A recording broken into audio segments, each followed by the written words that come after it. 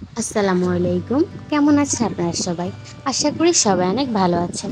আজকে আমি আপনাদের সাথে এই সুন্দর জামাটি শেয়ার করব থ্রি পিসের পাশ থেকে বেঁচে যাওয়া ছোট্ট একটি টুকরো কাপড় দিয়ে। আপনারা দেখতে পাচ্ছেন এখানে আমি থ্রি পিসের পাশ থেকে যে টুকরো কাপড়টা বেঁচে যায় ওটা আপনাদেরকে দেখিয়ে দিচ্ছি। এই টুকরো কাপড়টা দিয়ে আমি একটি জামা তৈরি করে নেব। এই জামাটির পুরো ডিটেলস ভিডিও আমার করা হয়নি। আমি এখানে আপনাদেরকে হালকা একটু একটু অংশ দেখিয়ে দেব। যারা আগ থেকে সেলাই পারেন তারা খুব সহজে জামাটি তৈরি করে নিতে পারবেন। যারা জামাটি তৈরির পুরো ভিডিও দেখতে চান তারা অবশ্যই কমেন্ট করে জানাবেন, তাহলে আমি সেম কাপড় দিয়ে আপনাদের সাথে আরও একটি জামা তৈরি করে শেয়ার করব। আপনারা লক্ষ্য করলে বুঝতে পারবেন এটি কিন্তু থ্রি পিসের পাশ থেকে যে টুকরো কাপড়টি বেঁচে যায় ওই কাপড়টা। যারা সেলাই করেন তারা দেখলেই বুঝবেন।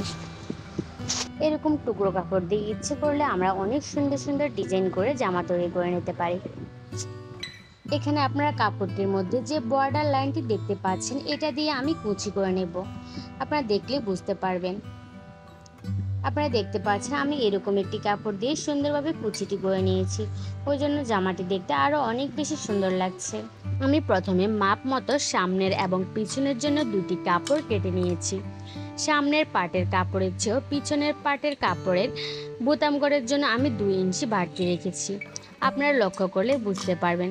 এখানে আমি বোর্ডে রেখেছি 5.5 ইঞ্চি, অর্থাৎ জামাটির বোর্ডে রেখেছি 22 ইঞ্চি। আর আপনারা দেখতে পাচ্ছেন সামনের পাটের চেয়েও পিছনের পাট আমি 1.5 ইঞ্চির মতো বাড়তি রেখেছি। এটা ভেঙে আমি বোতাম গজ তৈরি করব। তারপরে আমি গলার ডিজাইনের জন্য এখানে নেটের একটি লেস নিয়েছি।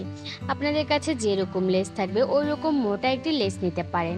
আমি জামাটির নিচের গেরের জন্য 8 দুগুণে 16 ইঞ্চি এক পাশে এবং দুই পাশে 32 ইঞ্চি গেরে রেখেছি। যেহেতু আমি নিচে কুচি যোগ করব ওই জন্য আমার জামাটির গের আরও অনেক বেশি হবে। আমি টুকরো কাপড়টি থেকে এখানে বর্ডার লাইনটি কেটে নিয়েছি। আমি নিচের এই কাপড়টিকে এখানে সুন্দরভাবে কুচি দিয়ে নেব। আর উপরে যে লেসটা রেখেছি এই লেসটি ঠিক এভাবে রেখে সুন্দরভাবে সেলাই করে নেব। তার উপরে আমি এই চিকন পাইপিংগুলো দিয়ে গলার পাইপিং লাগিয়ে নেব। জামাটি সেলাই করার পরে আপনারা তা দেখলে বুঝতে পারবেন। আপনারা দেখতে পাচ্ছেন আমি উপরের অংশটুকু সেলাই করে নিয়েছি। আমি প্রথমে কাপড়টির উপরে নেটের কাপড়টি রেখে সেলাই করে নিয়েছি। তারপরে আমি গলা এবং হাতার পাইপিংগুলো লাগিয়ে নিয়েছি। এরপরে আমি নিচের কুচির অংশটুকু সেলাই করে নেব। এখন আমি আপনাদেরকে জামাটির উল্টো পাশের বোতাম ঘরটা দেখিয়ে দিচ্ছি। আপনারা দেখতে পাচ্ছেন আমি কিভাবে বোতাম ঘরগুলো সেলাই করে নিয়েছি।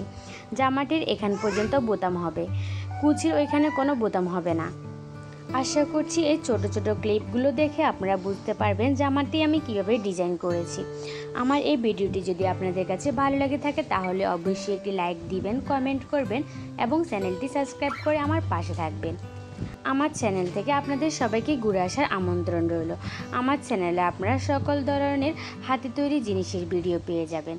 যারা অলরেডি আমার চ্যানেলটি সাবস্ক্রাইব করেছেন এবং অনেক সুন্দর সুন্দর কমেন্ট করেছেন তাদেরকে অসংখ্য ধন্যবাদ। আজকের জন্য সবাইকে বিদায় জানাচ্ছি। আল্লাহ হাফেজ।